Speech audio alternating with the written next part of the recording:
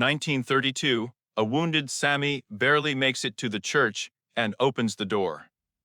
The priest calls Sammy a sinner, and a monster flies before his eyes. It was he who inflicted these wounds on her. The priest asks Sam to drop the guitar, and then he will return to them. Sam looks at his guitar and doesn't know what to do. One day before that. Then Sam picked cotton in the fields and sang a little. Beatrice noticed his singing. He lives in a small settlement overlooking the plantations. Two brothers also come. They have an appointment with Hauget. They want to buy a sawmill from him. Ash notices that the floors inside have been washed, and there is a strange smell. Still, they give money, which is enough to buy the nearest territory. Smok warns that if he or someone from his clan enters this land, he will immediately get a bullet. After that, the brothers take Sammy, promising his father that they will return him completely unharmed. Because of the lost time with the purchase of land, the brothers have to split up. Smok will take care of the car, which they hid in the thicket, and Ash and Sam will go to the railway. Along the way, Sam sang him a song, greatly surprising Ash. That's it, brother. The Smok has reached the town where Butch works. Smok orders food for 100 people. Butch has heard a lot about casinos in Chicago and thinks they've gone up on it. But in reality, everything is different. Their conversation is interrupted by a couple of thieves. Smok sends everyone a hotel and returns to Butch to give him money to pay for a doctor for these guys. He also orders from Butch's wife Grace a sign for his building. Ash and Sam find another musician, Slim. Ash is ready to give a large sum of money if he agrees to play at their party. Slim refuses, but he plays at the bar every Saturday night. And Ash offers 20 in just one day, and then what? Then the Ashes get cold beer, which has never been sold here. Holy shit! I have 500 more of these bottles. But this kind of payment more than suits Slim. And while the musicians are playing, Ash invites the townspeople to their institution. Sam warns Ash that a white girl is staring at him. He and Mary used to almost date, but then Ash left her. Just like her mother, who left this world. It remains to hire a cob bouncer. At the same time, Smok visits his deceased daughter and offers his ex-wife Annie money, but she is not going to take the blood money. Then he offers her to work for them as a cook for a while, with the admission that he still loves her and missed her very much. Evening is approaching. The burnt Remick stumbled upon a hut of local residents. He begs them to help him. As a reward, he will give them the gold. A couple of minutes later, a whole squad drove up to the house. The head asks about John if they have seen a very dangerous man. He's lying about who he is, and if they let him into the house, they don't have much time. The fighter points out that the sun has almost set. More than once they do not want to cooperate with them. They have to leave. During their conversation, Remick managed not only to heal his wounds, but also to turn Bert into another vampire. A lot of guests come to the brothers' establishment, including Mary. White people are forbidden to enter here, which is why Sam asks Mary to leave before it's too late. Mary convinces him not to kick him out of here, and says that her grandfather was half black and the mother of midwives and the twins. She literally saved Ash's life. Smok is trying to bring out measures that are categorically against. Ash warns that if someone sees her here and denounces the White Clan, they may offend her. And then he and his brother will have to kill them all.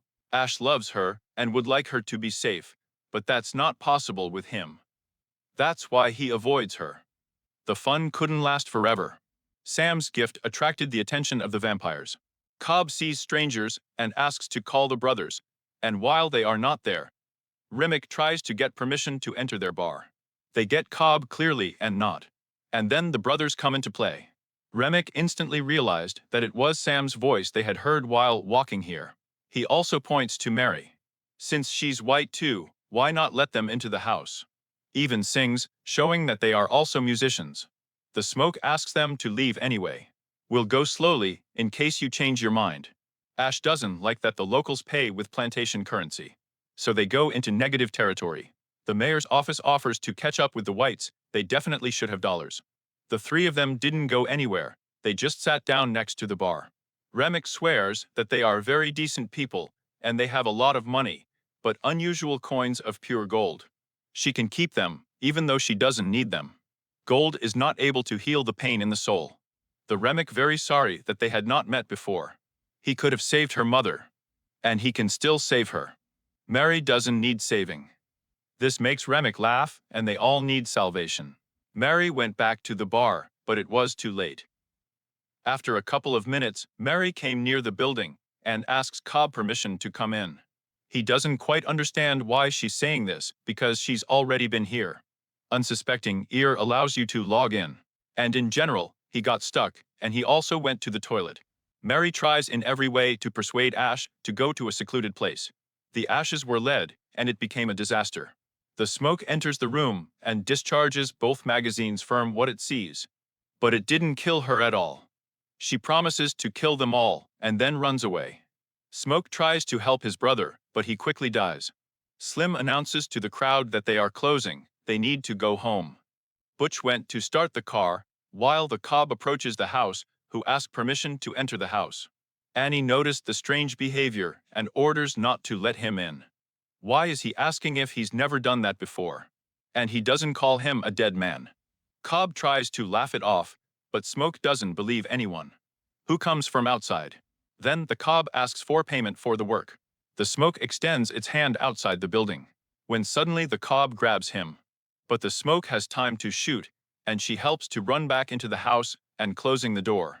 Their conversation is interrupted by Ash, who abruptly regained consciousness and asks to be released from here. Smoke saw that he was dead. Ash assures him that he feels better. Smoke understands that his brother became a monster. And then the ashes are knocking out the door, getting water from Garlic as a reward. The ashes have to run out into the street. Grace is afraid for her husband because she asked him to start the car. People are trying to persuade the girl not to go anywhere. She also has a daughter. Being a witch, Anna has heard rumors that the undead replace the human soul, but with vampires it's not quite like that. The soul will be stuck in a dead body. Even if you kill a vampire who turned a human, he will still remain a vampire. There are only two ways to kill a vampire: sunlight and a wooden stake in the heart. Smoke must promise Anya that if she is bitten, he will kill her. Otherwise, she won't be able to meet her daughter. And while they're thinking about what to do, Remick is having fun. Along with other vampires, of which there are already a huge number. Each of the survivors eats a clove of garlic. When it came to Slim, he became very ill. But not from garlic and drinking beer. The Smoke abruptly dawns. But what if the guy they brought out wasn't killed, and this is a puddle of wine? And so it happened. The man tries to enter the house, but since the door is locked, he becomes a dinner Cobb. Butch comes out of the darkness, asking his wife to go with him. He's already started the car. Or she can let him back in so he can take their things. Remick asks not to be afraid of them. He really wants to help them. Their community has no place in this world, since Remika knows everything that Butch knew. It offers a choice.